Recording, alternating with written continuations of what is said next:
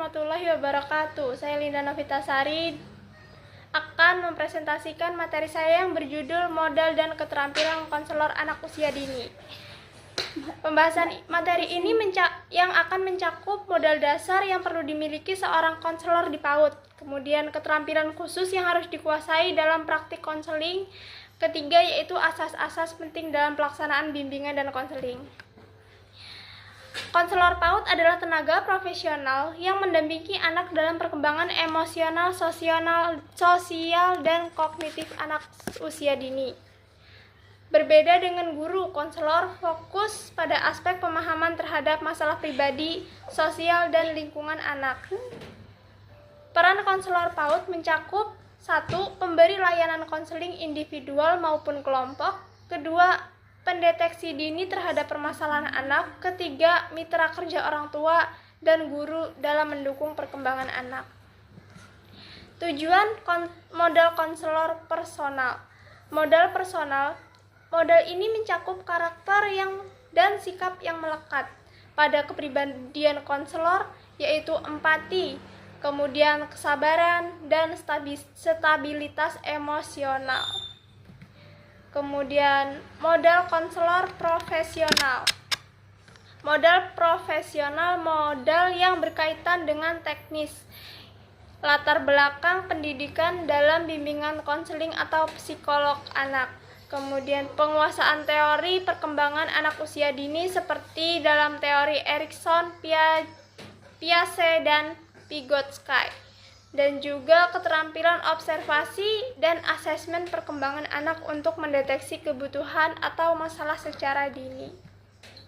Modal konselor sosial dan kultural.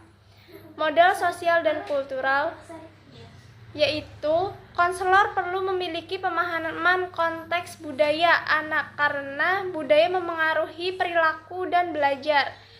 Kedua, komunikasi efektif dengan anak, orang tua, dan juga guru sangat penting agar tujuan konseling dapat tercapai dengan baik. Ketiga, konselor harus bersikap fleksibel dan menghargai perbedaan termasuk latar belakang sosial ekonomi dan keyakinan keluarga.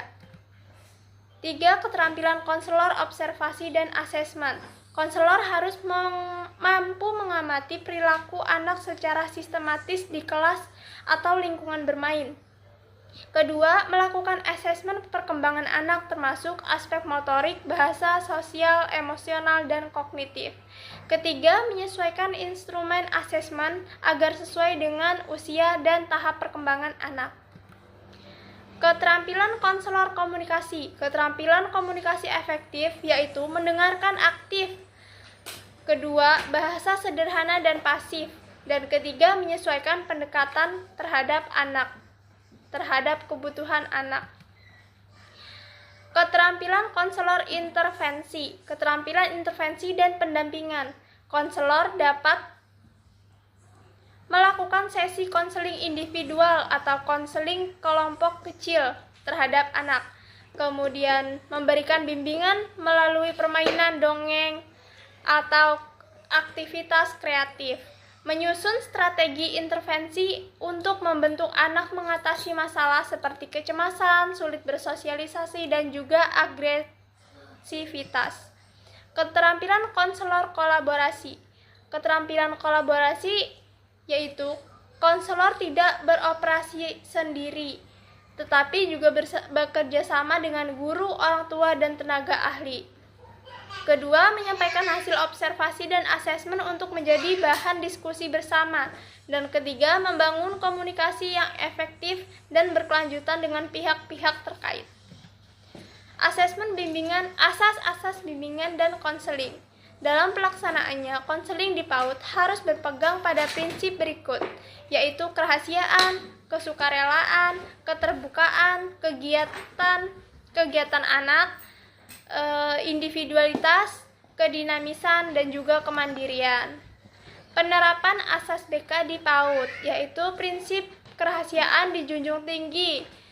Kemudian prinsip kesukarelaan terlihat ketika konselor tidak memaksa anak untuk berbicara sebelum mereka siap. Terus, prinsip individualitas diterapkan dengan menyesuaikan pendekatan berdasarkan kebutuhan masing-masing anak.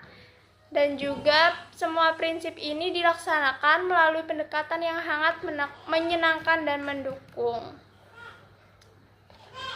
Dari materi tersebut, dapat disimpulkan bahwa konselor anak usia dini berperan penting dalam mendukung perkembangan sosial, emosional, dan kognitif anak. Keterampilan asesmen modal mereka memerlukan 3 modal utama, yaitu yang pertama modal personal, kedua modal profesional, dan ketiga modal sosial kultural. Konselor juga memiliki keterampilan observasi, komunikasi efektif, intervensi kreatif, dan kolaborasi dengan guru serta orang tua. Kegiatan bimbingan dan konseling di PAUD harus mengikuti asas-asas kerahasiaan, kesukarelaan, keterbukaan, individualitas, dan kemandirian untuk menjaga profesionalisme dan hak anak. Dengan modal dan keterampilan yang tepat, konselor PAUD dapat membentuk karakter anak sejak dini. Sekian presentasi dari materi saya. Wassalamualaikum warahmatullahi wabarakatuh.